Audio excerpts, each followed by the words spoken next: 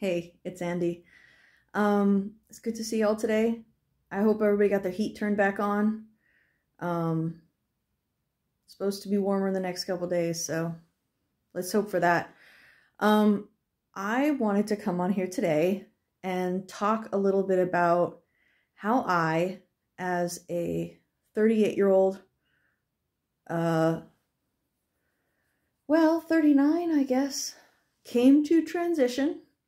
So I'm turning 40 this year. And, as some of y'all might know, I have lived most of my life identifying as female. And the strange thing, to me it seems, is that it's taken me this long to figure it out. I think there's a couple different factors that had to do with it, but, we'll save that for another video. What I really want to talk about in this video is how I kind of came to realize that I was trans. The reason that I'm recording this video is because I watched a lot of videos like this when I was trying to figure out I was trans, and hopefully it'll help other people too. Maybe it'll just amuse you. Maybe it'll satisfy your curiosity. Maybe this will answer some of the questions that you've been too afraid to ask me in person or over messages. So, the realization was not like one lightning strike moment. I'm trans. It was more a series of different moments. Part of it started when I first discovered LARP in 2007, and I started making characters that represented the parts of me that I was sort of afraid of, but also really, really wanted to be. And one of those vampire characters was a vampire who, let's just, to simplify, say, through magic, became a man literally trapped in a woman's body. And when I think about that, it makes me cringe a little bit, because, like, why the hell didn't I know I was trans back then? I think that was like 2008, 2009, something crazy like that. And then fast forward to 2015. And in 2015, I was in a PFLAG meeting, and there was this individual there, and that was the first time I ever heard the term genderqueer. There was an individual at this PFLAG meeting who told me, and I apologize, but I can't remember the pronouns that this person used, but I would say that, to suffice it, this person identified as both male and female, stayed in male mode most of the time. Oh, that's right. This person said that when in female form, used she pronouns, and when in male form, used male pronouns. And had a very supportive wife. And I started thinking, is that a thing that I could do? Is that a thing that I could do? But, at that point, I was in my mid-30s. I had an established life. And I had people that I wasn't sure would like me or not if I switched over.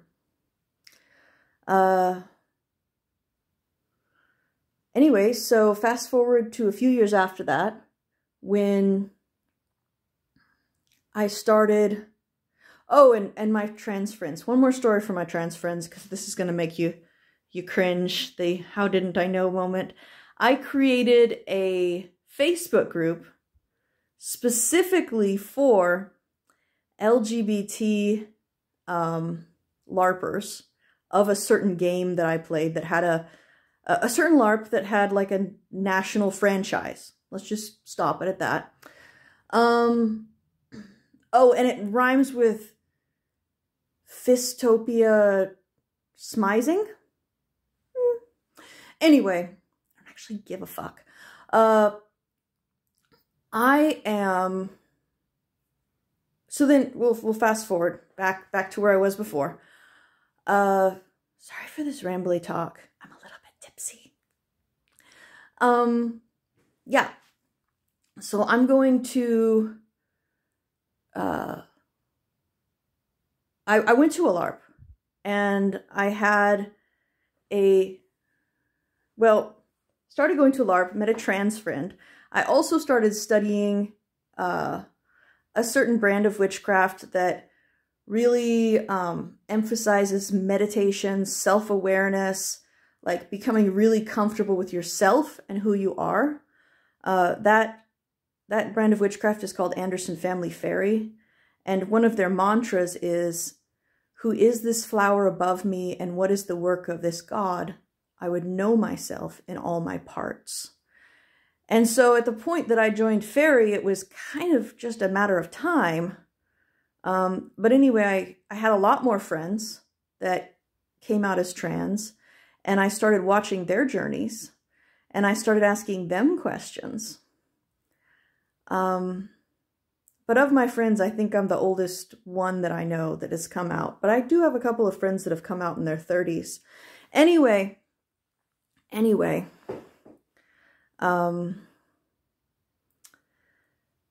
So I'm on week 2 of testosterone. I started taking injections the Monday before last, and I'm on 2 injections of testosterone. It's 2 40 milligrams twice a week. And sometimes I'll give it, it's a injection into the fat of your stomach. And sometimes I give it to myself, or sometimes I wuss out and Josh gives it to me.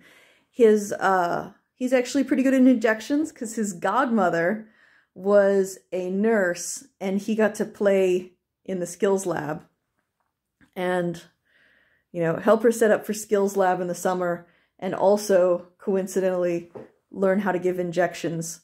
And he did a really good job. So yeah, it's not too bad. So talk a little bit about some of the really minor changes that I've noticed so far. One that you might have noticed, my voice is really low right now. I don't think it's outside of my normal voice range, but I do think that it's getting a little bit easier to stay in this low register and a little bit harder to speak in a harder voice. I'm starting to squeak a little bit, and this is really fun. There it is. Really, really weird. Second puberty is a trip, y'all. The other thing, let's see. Oh, I'm more irritable about some things and less irritable about other things. For example, I used to worry a lot about everything, making sure that I cooked every meal on time, or that I cooked a meal whether or not either of us were hungry, or that I made a specific thing and that Josh and I ate a specific thing, and if that didn't happen, I got really upset. I'm not worried about that anymore. And also I've just been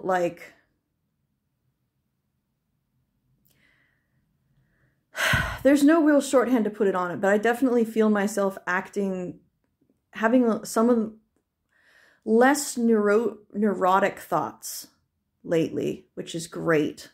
And maybe this is testosterone that just makes me chill. I don't know, man. But the other thing is I do find myself having slightly shorter patience and slightly less tolerance for stupid bullshit. I did consider punching a guy at the grocery store last week, but I didn't actually raise my fist to him or anything. I just had to stomp my feet a few times after he left. Anyway, it's still illegal to murder people, right? Right? Oh yeah, I've been catching up on all of the craft projects, but that's probably also just the freaking ice storm out there. Snow! 3 inches of snow on the ground. Ugh, not good. We're really lucky that we never had a power outage, and I feel bad saying this because I know so many people that lost power. Anyway, Brooklyn's been really boring. You want to say hi? You want to say hi? Who's my good girl? Brooklyn is my little Basenji mix. She's a very good girl. Yes, her is. Anyway, oh, we were talking about my trans journey. Haha, let's get back to that. Okay, so, so my trans journey. So then I came to visit in Dallas, and I met a friend, and this friend, a couple of different friends that were just very encouraging to me. I was able to like talk to them and ask them the questions that I was really scared to ask anybody before, but also like I come from a generation where I didn't know any trans people personally. Like I knew gay people, but I didn't know any trans people personally. All I knew is what I heard about them from my parents in the news. And it was kind of a fucking joke back then. I mean, there was an SNL character that the punchline was that their gender was ambiguous. Yeah, just Google "It's Pat." It kind of blows some of those Gen Z kiddos' minds. My generation is similar to the baby boomer generation. With the baby boomers, they didn't have any positive portrayal of gay men. And I mean, half of Gen X too. So I was born in 1981. I'm kind of right in between millennial and Gen X. So I enjoy the stuff that's coming out. I feel simultaneously jealous of and happy for the people that get to grow up trans now. The people that have all these wonderful resources and people that can help them. But I'm sad that I didn't get that when I was a kid. I just got a lot of guilt. But, you know, better late than never. I'm doing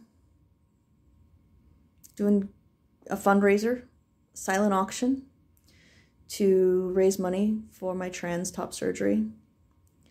I'm privileged to live near a very, very good doctor. I've been to him for a consult, and he's given me an estimate, and that is what my fundraising goal is, the estimate of the cost of top surgery plus the cost of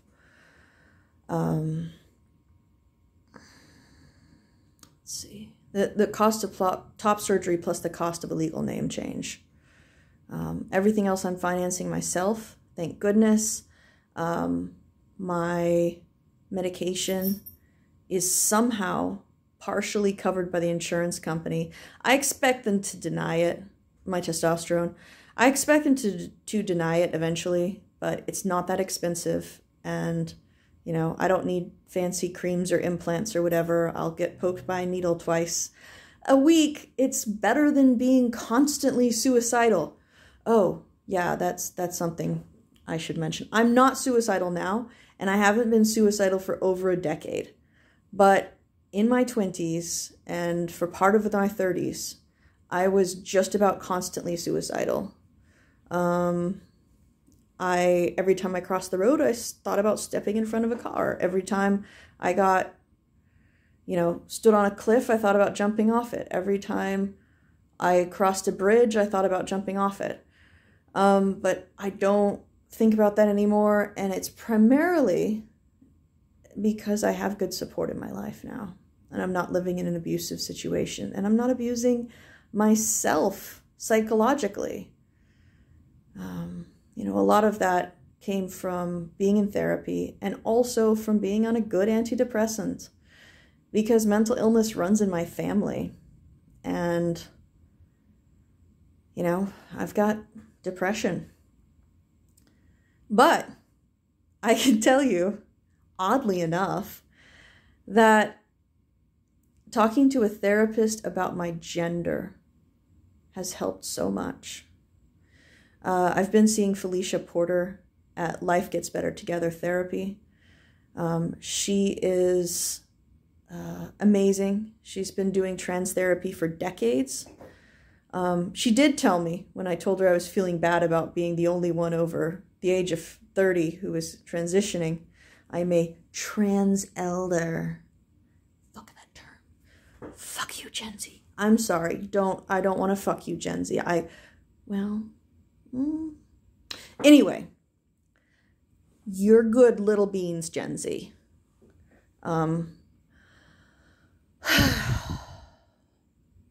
Trans elder. Oh, Felicia Porter was saying that she is she when she started out as a trans therapist, her only clients were older people. And I thought about it, and I realized that that's absolutely right. That parents just didn't allow their children to transition. They would just let them kill themselves. And that is some fucked up shit. That is some fucked up shit. I'm really, really glad that I didn't kill myself. And I spent a lot of time all my life just feeling horribly guilty. And I've given up a lot of that. And I'm working to give up this last very big bit. I'm still seeing my therapist. But also, I'm taking testosterone. Like, oh my God, you guys. I get to finally do the thing that I wished that I could do my whole life. The reason I'm not telling you about childhood experiences is because either I don't remember them or I didn't have them. I don't know. But I do know that, like, when I told my therapist that I didn't feel comfortable as a woman, and she asked me if I wanted to be a man, I thought very long and hard about that. And the answer is a qualified yes. The qualification is, I don't think that I 100% identify as male. I think that I identify as about 65 to 75% male. And that other feminine side of me is great sometimes. Sometimes. But the problem that I have is that most people don't see the 65% of me that is masculine. So I'm taking testosterone so that people can see it, what I am.